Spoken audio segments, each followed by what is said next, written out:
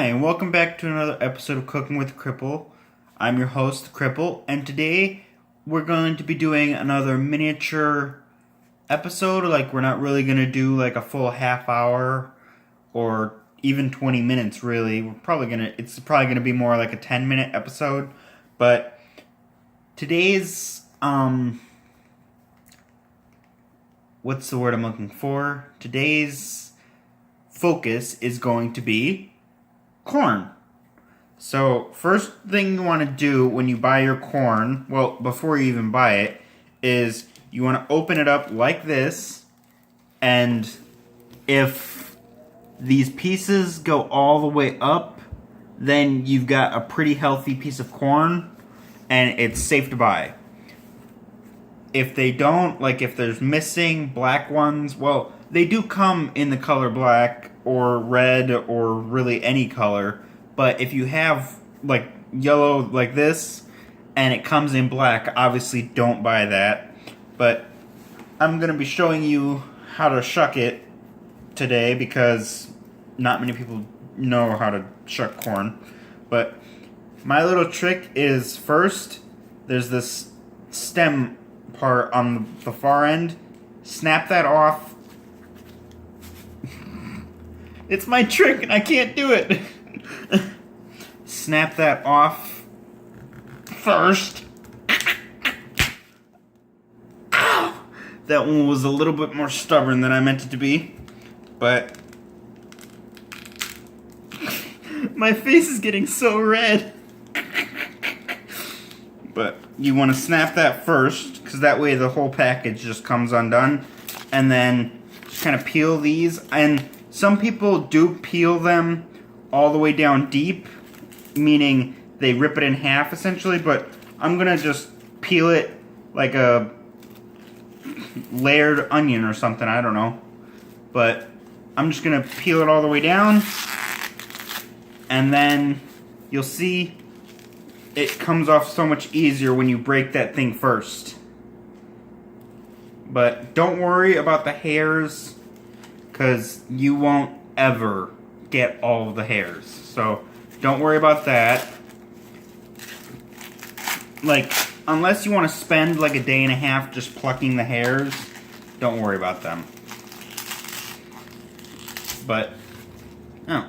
And if you get stuck with a little nub like this, just either snap it off or cut it off. I'm going to leave that on there so that way it's easier to hold it later on when we're actually eating it. So I'm going to clean this stuff up and then we're going to move on to how to cook it. So I will see you guys in a minute. My arms hurt. Alright, so here's the deal. I've got just enough water to cover up the corn on the cob that I'm cooking, or steaming, I guess. Or boiling, that's the word I'm looking for.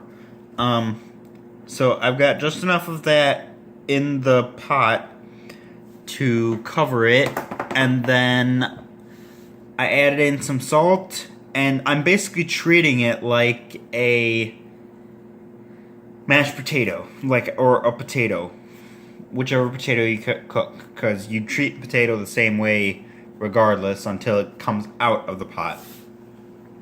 So we're going to let that boil, and then we're going to come back and drop it in for 5 minutes, and then it should be good after 5 minutes. You can take it out, and then you're done, essentially. Like, you can butter it, but the water should have enough salt in it that I don't really need butter. I mean, I can add it just because it adds extra flavors to it, but tonight I don't think I'm going to do that. Because I don't have any bread, and for those of you who know the bread trick, you know why I need bread. But I don't have any bread tonight, so I can't show that trick. So we'll just nix the butter for right now. But anyways, I hope you guys are enjoying, and I've also got on the other side, like when I go over there and I show you, you see another pot in probably this hand side corner of the screen. I've got some potatoes cooking so that I can make some mashed potatoes, because I'm basically just going to make a backyard Yeah, I'm gonna make a barnyard. I'm sorry. I'm gonna make a backyard like barbecue essentially. I'm just gonna make a burger and some mashed potatoes and corn. So it should be fun. So I'll see you guys in a minute. And another thing, I learned I made a mistake while cooking or baking the cheesecake yesterday. During the mixing process, I did not mix the ingredients properly.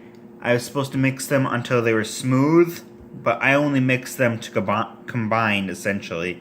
So those are two completely different things, and I mean it was still a good cheesecake. It's just I made a mistake, so disregard what it looked like, because that's not how it's supposed to look like. It's supposed to look smooth and basically like the red silk that it looked like in the end process. On the top, that's how it's supposed to look, but in the mixing bowl. So sorry, that was my first ever cheesecake. So I mean, I'm proud of how it turned out. It's just I did stuff wrong. So I might revisit that if that's something you guys really want to see. But if not, it can stay in the past. I'm not too upset about it. But I hope you guys are having fun with this series and the videos and all that stuff, because I'm having fun making them. So, but we're not quite boiling yet, so I'll check back in with you guys when it's boiling. And not a roaring boil either, just a boil enough that the bubbles survive the top. You know what I mean by that. I've showed you guys.